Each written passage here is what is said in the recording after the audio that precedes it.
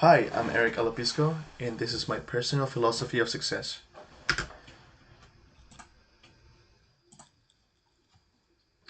In this slideshow, I will be talking about the most important concepts from this class, and the two that were the most important to me were the time management, which also talks about procrastination, and the career exploration, which we took the strong interest um, inventory test, which I really loved and enjoyed, and it made a huge change in my career path. For time management, we talked about how to deal with the things we have in life, per se, homework, family matters, events, and how to prioritize all of those to have a more efficient day in life overall. One of the most common issues we covered was procrastination, as being the act of delaying or postponing a task despite knowing there could be a negative consequence or consequences. Sorry. Um, I would say personally that I still kind of deal with this issue, but not as much as before we talked about this. Before 2020, the pandemic, I was a big procrastinator. I was really conformist, and I left everything very last minute. After the 2020 pandemic, when I became more active, started going to the gym, eating more healthy, I fixed those bad habits, but over time they kind of came back, and so I'm still dealing with them a little bit and putting this uh, ways of dealing with into action. Um, One of the things that we were taught was that completing the hardest or longest tasks at the beginning of the day makes the rest of the day easier. Doing the things we need to get done, even if we don't want to, allows us to become more disciplined. One of the also easiest things that we were told was to, for example, if you don't like taking cold showers in the morning, doing that and being consistent with it every morning, it starts making you become more disciplined in doing the things that you didn't want to do, making it easier to do now. I've been putting that into action, and although I don't do it every day, I'm trying to, just because sometimes I'm really tired and I don't feel like dealing with a cold shower. I do warm water, but the cold water is usually the best way to do in the very early in the morning, so you can give you more energy and get you more disciplined. Next, we talked about us having our own way of learning, which I truly understood and loved. And the one I recommend the most is the Pomodoro technique. The Pomodoro technique is a time management method in which you do focused work during 25-minute intervals, known as Pomodoros, and take a 5-minute break in between. This improves focus, minimizing distractions. And I had forgotten about this one. I did hear about this technique a long time ago. I just forgot about that. And after this, I actually started implementing it into my studying time and my work time too. And it's actually worked very well. I recommend to anyone in school and outside of school that has a lot of homework or work to do to put it into action, and you'll probably get really good results. The Eat the Frog one is good as well. It's just that for me, I like this one better. My best friend, for example, had a lot of work to do before finals. He's actually studying for computer engineering sciences.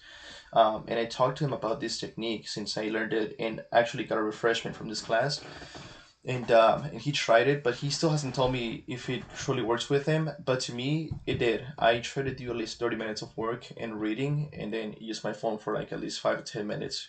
Watch a small video or text, and then put it down again and continue doing what I'm doing. And it does actually minimize this distraction. It puts me. I feel like I'm more efficient if I do it. How I plan to use the subject from now on.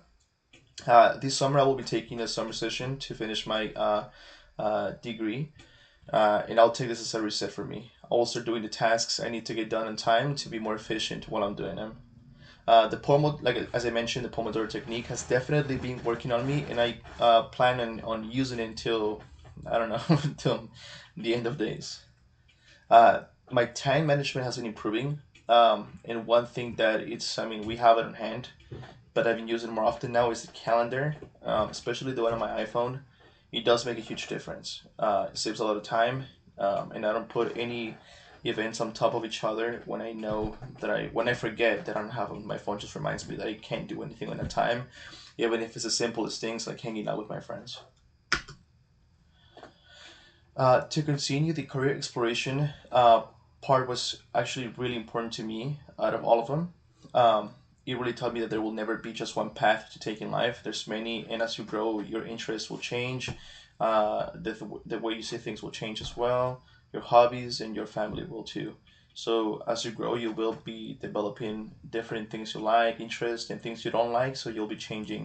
Uh, it's pretty common if you want to change your career path. Um, to do this, you have to understand your aspects of your personality and interests to shape your career direction. Um, One thing that I used to do, and I recommend anyone, is to not prioritize money over a life fulfilling job. Although I'm not working in the career that I want to yet, I'm still studying towards that. I know that we're all going towards a pretty bad economic uh, state in the world right now, but I believe that working in a place where you want to be, it's going to be better than working just for the money and hating it for the rest of your life. And that's a thing that everyone knows. And you can ask anyone who's done that path and they hate their job too. I don't want to be that kind of person. And so that's why I chose um, going from nurse practitioner to becoming an occupational therapist. The reason why I changed this career path, as I mentioned in past assignments, was because I took this strong interest inventory test, which I recommend anyone, even if they're no students, to take it. This really cleared up my choices, and it basically put everything from duties, responsibilities, and things I liked all in one um, page, basically, and told me my career options. And one of them was occupational therapist, which I'm actually going towards now. Um, how I plan to use this subject from now on will be that in general, the test I previously mentioned changed my whole perspective. From wanting to be one thing, nurse practitioner, I ended up being changing my career path to become something else, occupational therapist or just physical therapist.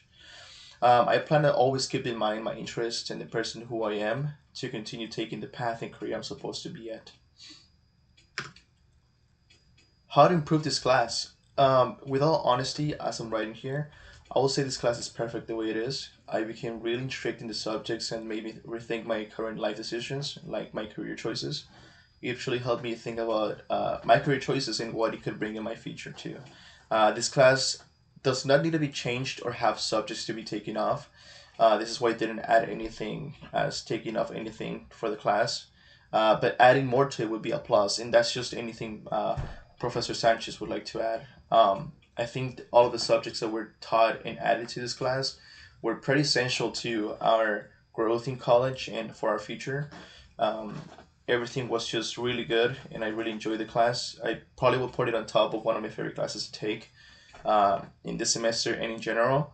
Uh, Professor, you did pretty good, and I appreciate all the understanding you gave us. And when live events came up, you gave us more time to do our homework and pushed it back, and we truly appreciate that. So, yeah, don't change anything, but if you want to add anything else, that'll be, I think, great for students. This will be the end. Thank you.